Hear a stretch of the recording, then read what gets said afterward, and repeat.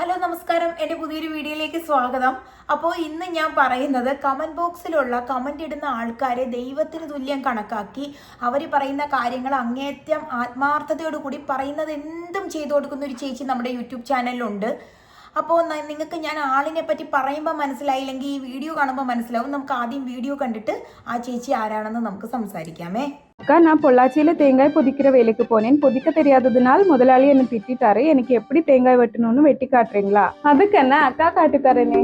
தேங்காய் வெட்டி தேங்காய் நார் உரிச்சி தென்னம் பால் எடுத்து தெள்ளி மாவெடிச்சி தேங்காய் பூவல தேன் மணக்குது தேவாதி பொங்கலும் கும்மியடி பச்சப்பயத்தை உடச்சி கொட்டி பசும் பால ஊத்தி கிளறி வச்சி பச்சப்பயத்துல பால் மணக்குது பறந்து பொண்ணுக கும்மியடி.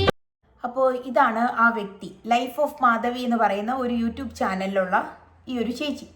അപ്പോൾ ഈ പുള്ളിക്കാരി ഇപ്പോൾ ഒരു ഇൻ്റർവ്യൂ കൊടുത്തിട്ടുണ്ട്, ഒരു ഓൺലൈൻ മീഡിയയ്ക്ക് ഒരു ഇൻ്റർവ്യൂ കൊടുത്തിട്ടുണ്ട്. അപ്പോൾ ഇൻ്റർവ്യൂ കൊടുത്തത് ഈ ഒരു വീഡിയോയുടെ ബേസിലോ അല്ലെങ്കിൽ ഇവരിടുന്ന ഒരു വീഡിയോയുടെ ഇതിൽ മാത്രമല്ല, അവരിപ്പം ചാരിറ്റി നടത്തുന്നുണ്ട്. കുറച്ച് വീഡിയോസിലായിട്ട് ചാരിറ്റി പ്രവർത്തനങ്ങൾ നടത്തുന്നുണ്ട്.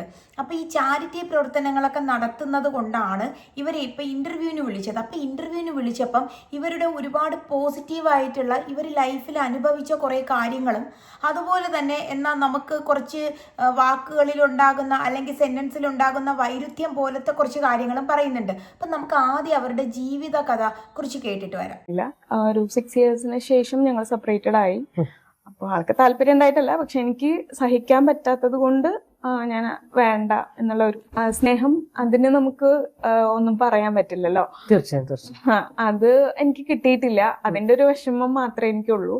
ശരിക്കും പറഞ്ഞാൽ ഞാൻ അങ്ങോട്ടാണ് ഇഷ്ടം എന്ന് പറഞ്ഞത്. എൻ്റെ വീട്ടിലേക്ക് ഇലക്ഷന് വോട്ട് ചോദിക്കാൻ വന്നപ്പോഴാണ് ഞാൻ ഫസ്റ്റ് ആയിട്ട് ആളെ കാണുന്നത്. ആൾക്ക് ഏജ് ഡിഫറൻസ് ഉള്ളത് കൊണ്ട് ഇനി ഒരു 1-2 വർഷം കഴിഞ്ഞാൽ ചിലപ്പോൾ കുട്ടി ഉണ്ടാവണം എന്നില്ല. അപ്പോൾ അതുകൊണ്ട് എന്തായാലും ഇപ്പൊ നിർബന്ധമായിട്ട് വേണം എന്നുള്ള ഒരു ഇത് വന്നിട്ടാണ് ഞാൻ കുട്ടിക്ക് സമ്മതിച്ചത് തന്നെ. ലൈക്ക് എനിക്ക് വേണ്ടി അല്ലെങ്കിൽ ഞാൻ ആഗ്രഹിച്ചിട്ടല്ല കുട്ടി എന്ന ഓപ്ഷൻ. അപ്പോൾ ഇതിൽ പറയുന്നത് പുള്ളിക്കാരി ബാംഗ്ലൂർ ബേസ് ആയിട്ടാണ് വളർന്നതൊക്കെ. അപ്പോൾ എന്നിട്ട് നാട്ടിൽ വന്ന് +2 പഠിക്കുന്ന സമയത്ത് സെറ്റിൽ ചെയ്തു. അപ്പോൾ ഒരു 14-15 വയസ്സ്, അതായത് നമ്മുടെ +2 കാലഘട്ടം, 15-16 വയസ്സല്ലേ, 15-16 വയസ്സായപ്പോൾ അവരെ വീട്ടിൽ വോട്ട് ചോദിക്കാൻ വന്ന ഒരാളുമായിട്ട് അഫെയറായി. അപ്പം നല്ല ഏജ് ഡിഫറൻസ് ഉള്ളതുകൊണ്ട് വീട്ടുകാർ ആദ്യം സമ്മതിച്ചില്ല, പിന്നെ സമ്മതിച്ചു. ഒരു 6 വർഷത്തിന് ശേഷം ഇവർ സെപ്പറേറ്റഡ് ആയി എന്നുള്ളൊരു കഥയൊക്കെ പറയുന്നുണ്ട്. ആ കഥയൊക്കെ കേൾക്കുമ്പോൾ കുറച്ച് ബുദ്ധിമുട്ട് തോന്നുന്നുണ്ട്. അങ്ങനെ നിങ്ങൾക്ക് തമ്മിൽ ഒരുമിച്ച് പോകാൻ പറ്റിയില്ലെങ്കിലൊക്കെ സെപ്പറേറ്റഡ് ആവുന്നത് നല്ല കാര്യം. പക്ഷേ ഈ സെപ്പറേറ്റഡ് ആയതിനു ശേഷം ഈ പുള്ളിക്കാരി പിന്നെ എന്ത് ജോലി ചെയ്ത് ജീവിച്ചു എന്ന് പറയുന്നില്ല. പകരം ഈ യൂട്യൂബിൽ വന്ന് വീഡിയോകൾ ഇടുന്നതാണ് പറയുന്നത്. ഇവരുടെ വീഡിയോകൾ വൈറലാകുന്നതിന് മുന്നേയുള്ള വീഡിയോ പരിശോധിച്ചാൽ ഒരുപാട് വീഡിയോസ് ചെയ്തിട്ടുണ്ടെങ്കിലും അതത്ര ക്ലിക്കായിട്ടില്ല. ഇവർ യൂട്യൂബിൽ പലതരം വീഡിയോസ് ചെയ്തിട്ടുണ്ടെങ്കിൽ ക്ലിക്കായിട്ടില്ല. ഇവർ കുറച്ച് എക്സ്പോസ് ചെയ്ത് കാണിക്കുന്ന വീഡിയോസാണ് ക്ലിക്കായത്. ഇനി നമുക്ക് ഇവർ പറയുന്ന വേറെ കുറച്ച് കാര്യങ്ങൾ കേൾക്കാം.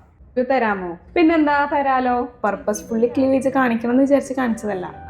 നമ്മൾ എന്തെങ്കിലും സാധനം എടുക്കാൻ വേണ്ടി താഴെ കുനിയുമ്പോഴും നിവരുമ്പോഴൊക്കെ ക്ലീവേജ് കുറച്ച് കാണും. ഒരിക്കലും റീച്ച് കിട്ടാൻ വേണ്ടി അങ്ങനെ ചെയ്തതല്ല. പക്ഷെ അത് ചെയ്യുമ്പോൾ കിട്ടുന്ന ഒരു സാറ്റിസ്ഫാക്ഷൻ, ഹാപ്പിനെസ്സിനേക്കാളും കൂടുതൽ എനിക്ക് ചാരിറ്റി ചെയ്യുമ്പോൾ കിട്ടിയിട്ടുണ്ട്. അവരുടെ ബ്ലെസ്സിങ്സും കൂടി നമുക്ക് ഉണ്ടാവും. ആക്ച്വലി എനിക്ക് റീച്ച് കിട്ടിയത് ഞാനൊരു കിളിക്കൂട് ഉണ്ടാക്കാനുള്ള ഒരു പ്ലാൻ വന്നു. അപ്പോൾ കിളികൾ എൻ്റെ മോൾക്ക് ഭയങ്കര ഇഷ്ടമാണ്. അപ്പോൾ അത് അവൾക്ക് വേണ്ടി ചെയ്തപ്പോൾ ഞാൻ വിചാരിച്ചു ഇതൊരു റീലായിട്ട് തരാമോ. പിന്നെ അപ്പോൾ ഈ ചേച്ചി പറയുന്നത് പുള്ളിക്കാരി എന്താണ് ക്ലീവേജ് കാണിക്കണം എന്നുള്ളൊരു പർപ്പസോട് കൂടിയല്ല കാണിച്ചത്. വീഡിയോ ഇട്ടത് ആദ്യത്തെ വീഡിയോ ശരി ആയിക്കോട്ടെ, നിങ്ങൾ പറയുന്നതാണ് വിശ്വസിക്കുന്നത്. അപ്പോൾ ആദ്യം മനസ്സിലായല്ലോ ക്ലീവേജ് കാണിച്ചു എന്നുള്ളതിൻ്റെ കമൻസാണ് വരുന്നതെന്ന്. അപ്പോൾ പർപ്പസ്ഫുള്ളി കാണിച്ചത്, അല്ലെങ്കിൽ പിന്നെ എന്തുകൊണ്ട് ബാക്കിയുള്ള വീഡിയോസിലൊക്കെ അത് എക്സ്പോസ് ചെയ്യാതെ കാണിക്കാതെ? നിങ്ങൾ എന്തിനാ അത് എക്സ്പോസ് ചെയ്ത് കാണിച്ചത്? അപ്പം നിങ്ങൾക്കും അറിയാം, അങ്ങനെ കാണിച്ചു തുടങ്ങിയപ്പോഴാണ് വീഡിയോ കയറി ക്ലിക്കായത്. പിന്നെ അങ്ങനെയാണ് അങ്ങ് ചെയ്തത്. നിങ്ങൾ ചമ്മന്തി അരയ്ക്കുന്ന വീഡിയോ ഉണ്ട്, അതിൽ കണ്ടാൽ അറിയാം. ഈ തേങ്ങ പൊതിക്കുന്ന വീഡിയോ, അതുപോലെ എന്തിലും വാഴ നടന്ന വീഡിയോ ഉണ്ട്, കേക്ക് കട്ട് ചെയ്യുന്ന വീഡിയോ ഉണ്ട്. എന്ത് വീഡിയോ എടുത്താലും പുള്ളിക്കാരുടെ ക്ലീവേജാണ് കാണുന്നത്. നമ്മൾ സാധാരണ ഇപ്പം ഈ ഒരു കാര്യങ്ങളൊക്കെ സമൂഹത്തിൽ എന്ത് മെസ്സേജ് കൊടുത്തിട്ടാണ് ഇവരെ പിടിച്ചിരുത്തി ഇൻ്റർവ്യൂ കൊടുക്കുന്നതെന്നാണ് ഞാൻ ചിന്തിക്കുന്നത്. നല്ല കാര്യങ്ങൾ പറയുന്ന ആരെയും പിടിച്ചിരുത്തി ഇൻ്റർവ്യൂവിന് വിളിക്കില്ല. ഇതുപോലെ കുറച്ച് നെഗറ്റീവിൽ കൂടി വന്നുള്ളവരെ ഇൻ്റർവ്യൂവിന് വിളിക്കും. കാര്യം എന്താണ്? ഇവർക്കും പണമാണ് ആവശ്യം, ഇവർക്കും വ്യൂസാണ് ആവശ്യം.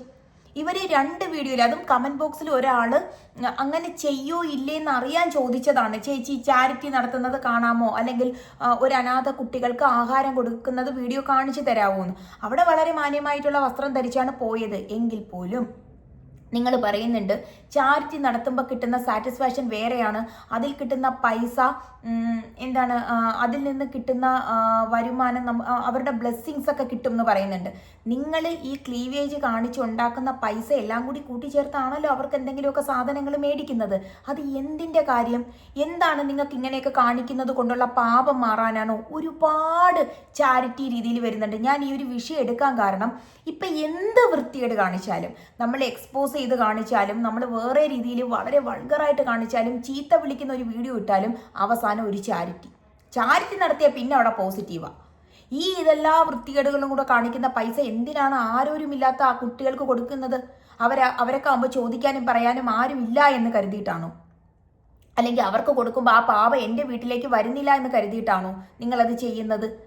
നിങ്ങളിത് എന്ത് മെസ്സേജാണ് സമൂഹത്തിൽ കൊടുക്കുന്നത്? കാണുന്ന വീഡിയോസൊക്കെ നമ്മൾ നോക്കിയാൽ വളരെ ലൈറ്റായിട്ടുള്ള വീഡിയോസാണ്, സാധാരണ ഒരു ലൈഫ് സ്റ്റൈൽ വ്ലോഗ് പോലെയാണ്. പക്ഷെ കാണിക്കുന്നത് കണ്ടാലേ അറിയാം, ആരും തേങ്ങ പൊതിക്കുന്നത് കാണില്ല, ആരും ചമ്മന്തി അരയ്ക്കുന്ന കാണില്ല. ഈവൻ ഒരു പെണ്ണായിട്ടുള്ള ഞാൻ പോലും ആ ക്ലീവേജ് അത് ശ്രദ്ധിക്കാൻ വേണ്ടി തന്നെയാണ് കാണിക്കുന്നത്. ആ ക്ലീവേജിലോട്ട് നമ്മുടെ കണ്ണ് പോകുമെങ്കിൽ, അവർ ഈ ചെടി നടുന്ന വീഡിയോയാണ് ആദ്യമായിട്ട് ഇവർക്ക് എന്ത് കിട്ടിയത്, കുറച്ച് റീച്ച് കിട്ടിയെന്ന് പറയുന്നുണ്ട്.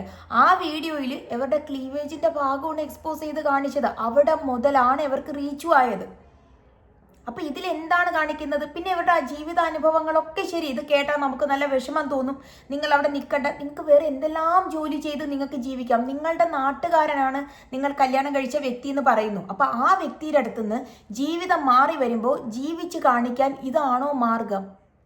ഇനി നിങ്ങൾ അവിടുത്തെ ബുദ്ധിമുട്ടുകൾ കൊണ്ടാണ് അവിടെ നിന്ന് ഇറങ്ങി വന്നതെങ്കിൽ ആ വീട്ടുകാർ പറയില്ലേ, ഇങ്ങനെയുള്ള രീതികളിലൊക്കെയാണ് ജീവിക്കാൻ ആഗ്രഹിച്ചത്, നമ്മളത് സമ്മതിച്ചിട്ടില്ല, അതുകൊണ്ടാണ് ഇവിടുന്ന് പോയത്. നിങ്ങളുടെ ഭാഗത്ത് ശരിയുണ്ടെങ്കിൽ പോലും അത് തെറ്റായിട്ടല്ലേ വരിക ഇങ്ങനെയൊക്കെ കാണിക്കുമ്പോൾ?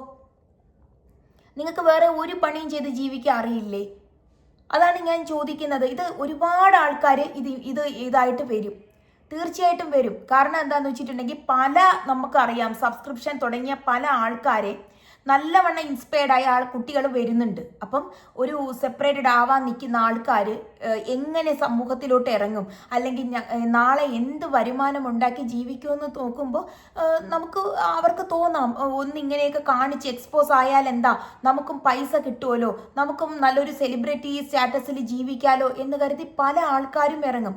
എനിക്ക് തോന്നുന്നു 2 വർഷത്തിന് മുന്നേ നമ്മുടെ യൂട്യൂബ് ചാനലിൽ ഏറ്റവും കൂടുതൽ വീഡിയോകൾ പൊയ്ക്കൊണ്ടിരുന്നത് നമ്മുടെ ലൈഫ് വ്ലോഗ്സ് ആണ്, അതുപോലെ ഡേ ഇൻ മൈ ലൈഫ് കാണിക്കുന്ന ആൾക്കാരാണ്, അതുപോലെ നമ്മുടെ ബ്യൂട്ടി വ്ലോഗ്സ് ആണ്, അല്ലെങ്കിൽ ഡാൻസ് ചെയ്ത് റീൽസ് ആക്കുന്നവരാണ് പൊയ്ക്കൊണ്ടിരുന്നത്. 2 വർഷം കൊണ്ട് സോഷ്യൽ മീഡിയയിൽ വെറും ചെറ്റത്തരങ്ങളും അപരാധിത്തരവും കാണിക്കുന്ന വീഡിയോസാണ് കയറി ക്ലിക്കാവുന്നത്. കാരണം എന്താണെന്ന് വെച്ചാൽ കഴിഞ്ഞ ബിഗ് ബോസ് ആണ് കാരണം. കഴിഞ്ഞ ബിഗ് ബോസിലാണ് ഒരു വ്യക്തിയെ, ഞാൻ ആ വ്യക്തിയുടെ പേര് പറയുന്നില്ല, ഇപ്പം അവരുടെ കണ്ടന്റ് ആരും എടുക്കാത്തത് കൊണ്ട് തന്നെ ഞാൻ ആ പേര് പറയുന്നില്ല. ആ ഒരു വ്യക്തി വളരെയധികം നെഗറ്റീവ് കാണിച്ച് ബിഗ് ബോസിലോട്ട് പോയി. ഈ ബിഗ് ബോസ് എന്ന് പറയുന്നത് എന്തോ വലിയ ഒരു കാര്യമാണെന്ന് കരുതി എന്തെങ്കിലും വൃത്തികേടുകൾ കാണിച്ച് അങ്ങോട്ട് കയറണം, അല്ലെങ്കിൽ അങ്ങനെ ഒരു വ്യക്തി പോയി അവർ സെലിബ്രിറ്റി ആയിട്ട് വന്നതുകൊണ്ട് നമുക്കും അങ്ങനെ ആവാം എന്നൊക്കെയാണ് ഇതുകൊണ്ട് അർത്ഥമാക്കുന്നതെന്നാണ് എനിക്ക് തോന്നുന്നത്. ഇനി ഇവരുടെ വളരെയധികം ജീവിതത്തിലെ വളരെ വിഷമകരമായ ഒരു കാര്യവും കൂടി പറയുന്നുണ്ട്, നമുക്ക് അതും കൂടി കേൾക്കാം. 2.5 വയസ്സൊക്കെ ഉള്ളപ്പോൾ ആൾക്കൊരു അഫയർ ഉണ്ടായിരുന്നു. ഒരു കുടുംബിനിയായിട്ട് ഞാൻ അങ്ങനെ അവിടെ ജീവിച്ചു. ആൾക്ക് വേണ്ടി ഞാനൊരു 4 പോത്തിനെ വരെ ഞാൻ നോക്കിയിട്ടുണ്ട്. ഈ ഫ്രണ്ടിനോട് പറയണതിന് മുന്നേ ഞാൻ സൂസൈഡ് അറ്റംപ്റ്റ് ചെയ്തു. എന്നെ പിടിച്ച് നിലത്തിറക്കിയിട്ട് ആദ്യം ആൾ ചോദിക്കണം, ഈശ്വര എന്തെങ്കിലും സംഭവിച്ചിരുന്നെങ്കിൽ ഞാൻ നാട്ടുകാരോട് എന്ത് പറയും?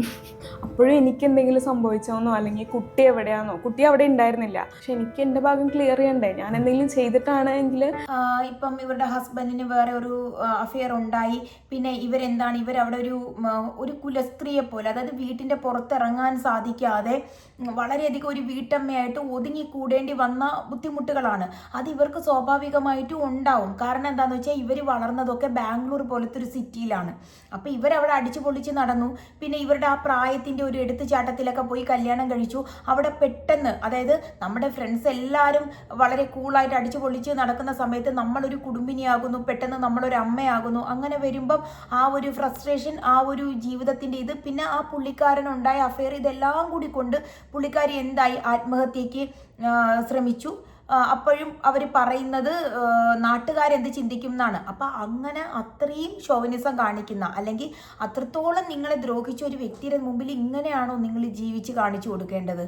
നിങ്ങൾ നല്ല പോസിറ്റീവായിട്ടുള്ള രീതിയിൽ വേണം ജീവിച്ച് കാണിക്കാൻ. നിങ്ങൾ യൂട്യൂബ് ചാനൽ തുടങ്ങണ്ടാന്നോ, നിങ്ങൾ യൂട്യൂബ് ചാനലിൽ കൂടി വീഡിയോ ഇടണ്ടാന്നോ അല്ല പറയുന്നത്. നിങ്ങൾ നല്ല കണ്ടന്റുകൾ ഇടുക. സമൂഹത്തിന് ഇതുപോലെയുള്ള ആൾക്കാർ അനുഭവിക്കുന്ന അനുഭവങ്ങൾ, നിങ്ങളുടെ ഡേ ഇൻ മൈ ലൈഫ്, അല്ലെങ്കിൽ നിങ്ങളുടെ പല കാര്യങ്ങളും, അല്ലെങ്കിൽ ഈ ചാരിറ്റി തന്നെ ആദ്യം തൊട്ടേ ചാരിറ്റി ആയിട്ടുള്ള പ്രവർത്തനങ്ങൾ മാത്രം ചെയ്ത് അങ്ങനെയൊക്കെ സമൂഹത്തിന് നല്ല മെസ്സേജ് കൊടുക്കാം. അല്ലാതെ കുറച്ച് ക്ലീവേജ് കാണിക്കുക, കുറച്ച് സ്ഥലങ്ങൾ എക്സ്പോസ് ചെയ്യുക, എന്നിട്ട് ഒരു സെലിബ്രിറ്റി സ്റ്റാറ്റസിൽ വരുമ്പം നിങ്ങളുടെ ശരികളാണ് അവിടെ തെറ്റായി മാറുന്നത്. ഓപ്പോസിറ്റിൽ നിൽക്കുന്ന ആൾക്കാരുടെ തെറ്റ് അവിടെ ശരിയായി മാറുകയാണ് ചെയ്യുന്നത്. അപ്പോൾ എന്തായാലും ഇനിയും ഈ ചേച്ചി വീഡിയോകളൊക്കെ തുടരും. ഇവർ പറയുന്നുണ്ട് ഇവർക്ക് മലയാളം അറിയത്തില്ല, അതുകൊണ്ട് കമൻ്റ് ഇടുന്നവർ മലയാളം ഇവർ ട്രാൻസ്ലേറ്റ് ചെയ്തിട്ടായാലും ആ കമൻ്റ് ഇവർ നോക്കും, അതൊക്കെ ചെയ്യും എന്നൊക്കെ ചേച്ചി പറയുന്നുണ്ട്. അപ്പോൾ എന്തായാലും ഈ ഒരു വീഡിയോയെക്കുറിച്ചുള്ള നിങ്ങളുടെ അഭിപ്രായങ്ങൾ എൻ്റെ കമൻറ്റ് ബോക്സിൽ വന്ന് പറയണം കേട്ടോ. അപ്പോൾ നമുക്കിനി പുതിയൊരു വിഷയമായിട്ട് കാണാം. അതുവരെ നന്ദി.